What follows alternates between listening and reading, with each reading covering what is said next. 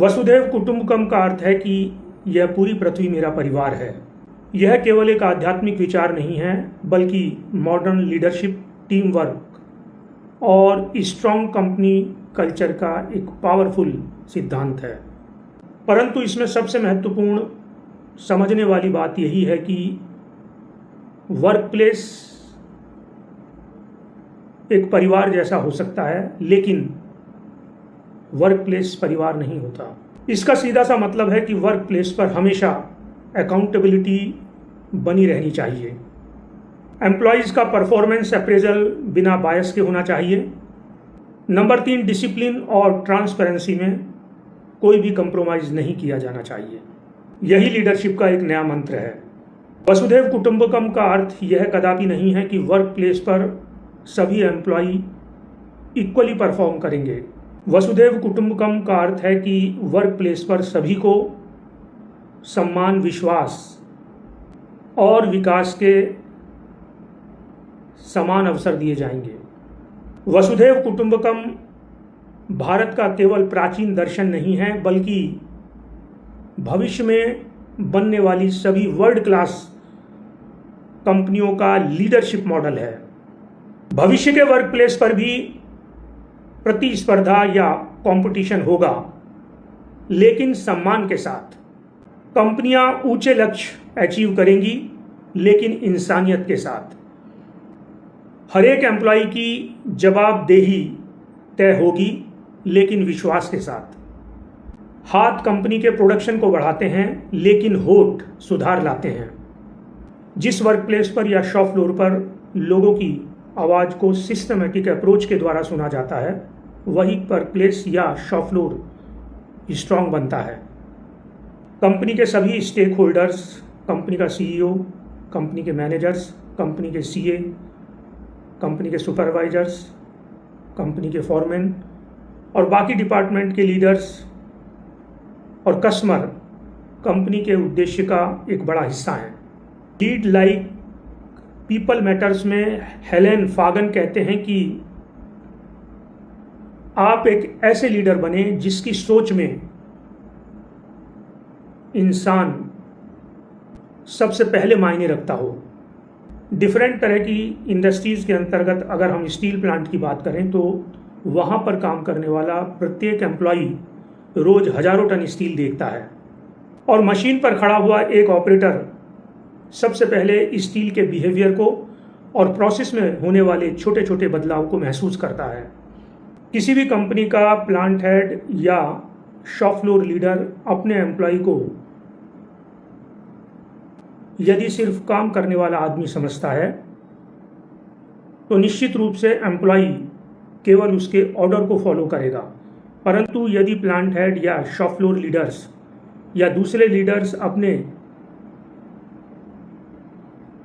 Employ को knowledge partner मानते हैं, तो निश्चित रूप से एम्प्लॉय अपने सीनियर की मदद करेगा प्लांट के खर्चों को कम करने में। यही अंतर है रिसोर्स सोच में, जिसमें लीडर सोचता है कि मुझे अपनी मैन पावर यूज करनी है, और कैपेबिलिटी सोच में जहां पर लीडर सोचता है कि मुझे अपने एम्प्लॉय की माइंड पावर यूज करनी है। मेरा एम्प्लॉय क्या सीख सकता है, क्या सुधार सकता है और कंपनी को कितना आगे ले जा सकता है, यही एक कैपेबिलिटी सोच है। लीड लाइक पीपल मैटर्स यही सिखाती है कि ऑफिस का फ्लोर हो या घर का आंगन, कोई भी इंसान केवल एक संसाधन या रिसोर्स नहीं होता, वह एक पावरफुल टूल है। इंडियन वर्क प्लेस पर या शॉप फ्लोर पर पर्सनल रिलेशन कंपनी के रूल और रेगुलेशन से भी ऊपर उठकर काम करते हैं। स्ट्रॉन्ग वर्क प्लेस पर जूनियर के लिए साइकोलॉजिकल प्रोटेक्शन उसका फेवर करना नहीं है, बल्कि साइकोलॉजिकल प्रोटेक्शन वो चीज़ है जहाँ पर गलती करने के बाद उसको सजा नहीं, उसको सीख मिले। इसको एक शॉप फ्लोर के उदाहरण से समझते हैं कि मान लो एक रोलिंग प्लांट में ऑपरेटर ने रोलिंग करने से पहले मिल के अंदर कुछ गलत पैरामीटर फीड कर दिए, जिससे क्वालिटी पूरी खराब हो गई कॉइल की। पनिशमेंट वाली सोच यह कहती है कि इतनी बड़ी गलती ऑपरेटर ने कैसे कर दी उसको पता नहीं है और कंपनी उसको पनिशमेंट देगी। सीख वाली सोच यह कहती है कि यह गलती कैसे हुई, एसओपी गलत थी या पैरामीटर समझने में गलती हुई या ऑपरेटर की ट्रेनिंग में कोई कमी थी।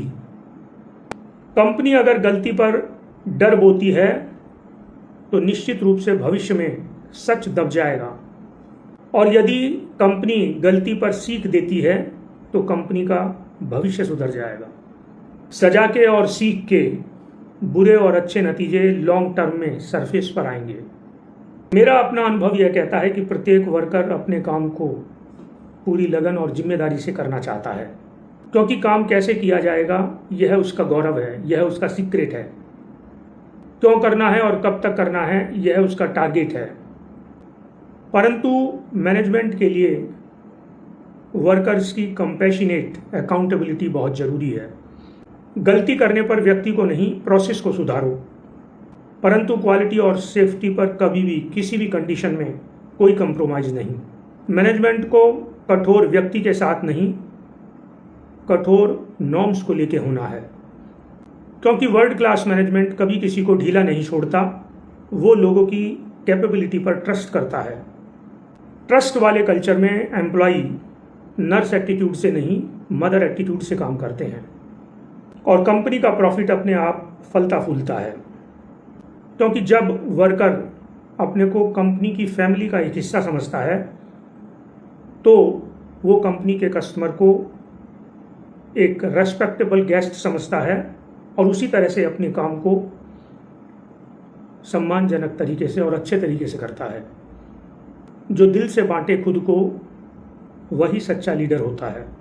यह लीडर की सॉफ्ट लीडरशिप नहीं है, बल्कि यह लीडर की एक सस्टेनेबल लीडरशिप अप्रोच है।